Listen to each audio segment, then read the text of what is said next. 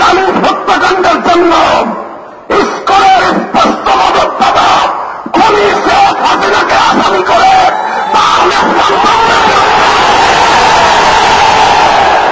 সরকারকে বলবো চিন্ময় কৃষ্ণ দাসকে ভালোভাবে রিমান্ডে নিয়ে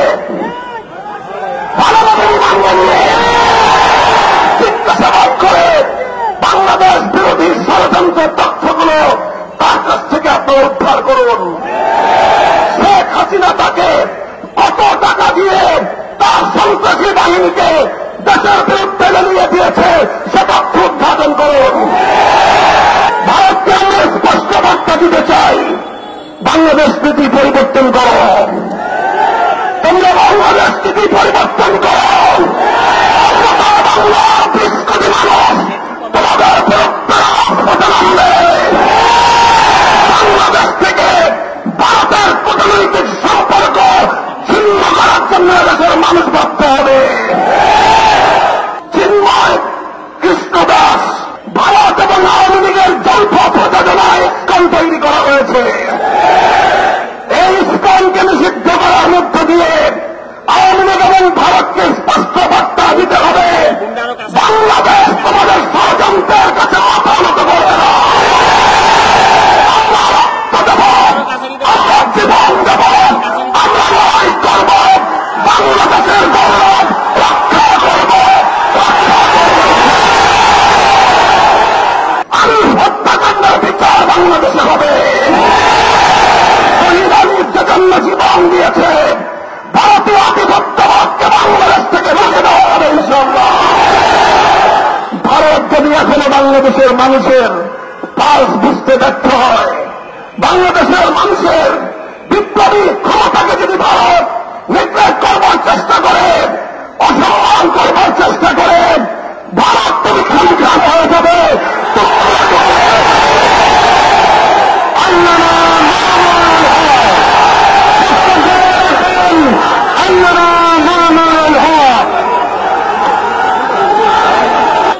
বাংলাদেশের মাটিতে হিন্দুত্ববাদের নৃশংস আক্রমণে শাহাদাত বরণকারী চট্টগ্রামের সহকারী পাবলিক প্রসিকিউটর তরুণ আইনজীবী শহীদ সাইফুল ইসলাম আলিফের শাহাদাতের প্রতি শ্রদ্ধা জ্ঞাপন করে তার রুহের মাগফিরাত কামনা করছি এবং তার ছোট্ট কচি শিশু সহ তার শোক সন্তপ্ত পরিবার পরিজনের প্রতি আন্তরিক সমবেদনা জ্ঞাপন করছি।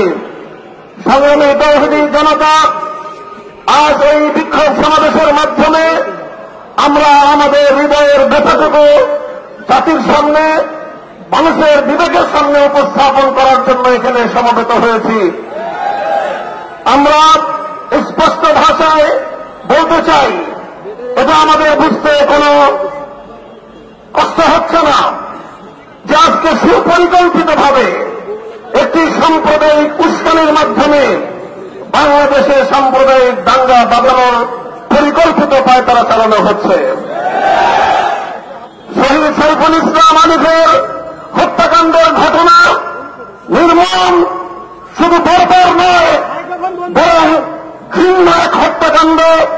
প্রকাশ্য দিবালোকে আদালত চত্বরে একটি সন্ত্রাসী সংগঠনের সশস্ত্র সন্ত্রাসীরা একজন তরুণ আইনজীবী সরকারি কর্মকর্তাকে টেনে হিচড়ে নিয়ে হত্যা করবে, এইরকম বর্বরতার দৃশ্য দেখার জন্য বাংলাদেশ প্রস্তুত নয়।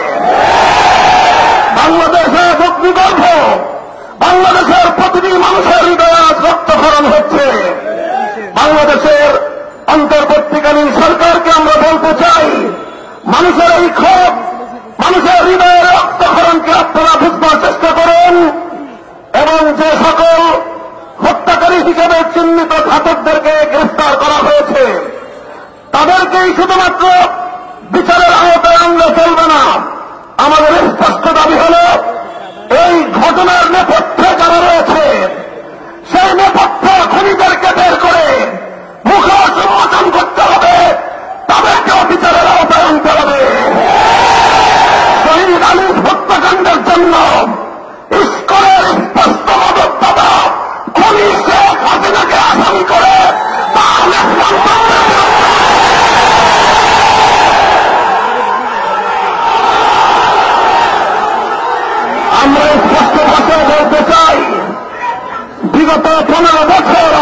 করেছি বাংলাদেশের অভ্যন্তরীণ প্রতিটি বিষয়ে কিভাবে শুধু সৌজন্যমূলক নয় বরং কূটনৈতিক শিষ্টাচার বর্ধিত বাংলাদেশের অভ্যন্তরীণ ইস্যুতে চরম নগ্ন হস্তক্ষেপ করে বাংলাদেশের জনগণকে আহত ক্ষতবিক্ষত করে তুলেছে ভারত। আমরা ভারত রাষ্ট্রের বাংলাদেশ নীতির তীব্র সমালোচনা করছি। ভারতকে আমরা স্পষ্ট বার্তা দিতে চাই, বাংলাদেশ নীতি পরিবর্তন করো, তোমরা বাংলাদেশ নীতি পরিবর্তন করো। বাংলা 20 কোটি মানুষ তোমাদের বিরুদ্ধে রাজপথে নামবে। বাংলাদেশ থেকে ভারতের কূটনৈতিক সম্পর্ক ছিন্ন করার জন্য দেশের মানুষ ভাবতে হবে। আমরা স্পষ্ট ভাষায় বলতে চাই, আইন শৃঙ্খলা রক্ষাকারী বাহিনীকে আমরা বলতে চাই, চিন্ময় কৃষ্ণ দাস তার তৎপরতার দ্বারা কথা জীবনে প্রেরণায় পরিষ্কার, সে ভিনদেশী গুপ্তচর হিসেবে ভূমিকা পালন করছিল। বারবার সে তার সেই প্রভুর দেশে গিয়ে সেখান থেকে নির্দেশনা নিয়ে এসে বাংলাদেশের অভ্যন্তরে নৈরাজ্য সৃষ্টি করবার পায়তারা চালিয়েছে। দিনের পর দিন, মাসের পর মাস প্রশ্রয়ে আশ্রয় থেকে ভারত এবং আওয়ামী লীগের যৌথ প্রযোজনায় ইস্কন তৈরি করা হয়েছে। এই ইস্কনকে নিষিদ্ধ করার মধ্য দিয়ে আওয়ামী লীগ এবং ভারতকে স্পষ্ট বার্তা দিতে হবে, বাংলাদেশ তোমাদের ষড়যন্ত্রের কাছে মাথা নত করবে না। আমরা রক্ত দেব, আমরা জীবন দেব, আমরা লড়াই করব, বাংলাদেশের গৌরব রক্ষা করব, রক্ষা করব।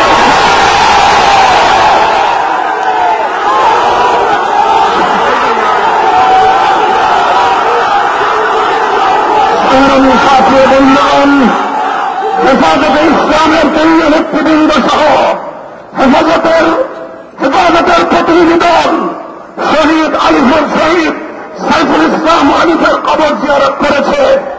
তার শোক সন্তপ্ত পরিবার পরিজনের পাশে দাঁড়িয়ে তাদের কাছে আমরা কথা দিয়ে এসেছি, আলিফ হত্যাকাণ্ডের বিচার বাংলাদেশে হবে। শহীদ আলিফ যে জন্য জীবন দিয়েছে, ভারতীয় আধিপত্যবাদকে বাংলাদেশ থেকে রুখে দেওয়া হবে ইনশাআল্লাহ।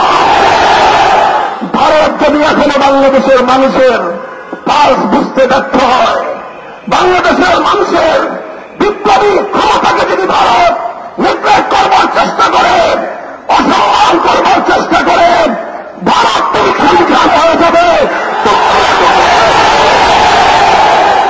পার্শ্ববর্তী কোন একটি দেশের সঙ্গে তুমি সুসম্পর্ক রক্ষা করতে পারোনি। প্রতিটি রাষ্ট্রের অভ্যন্তরীণ বিষয়ে হস্তক্ষেপ করে তুমি সার্ক অঞ্চল থেকে তুমি একঘরে হয়ে গিয়েছ। তোমার পাশে কোন দেশ নাই। চারপাশ থেকে আমরা ক্ষুদ্র শক্তিগুলো যদি তোমার হাত পা নাক চেপে ধরি, তুমি দম নিতে পারবে না।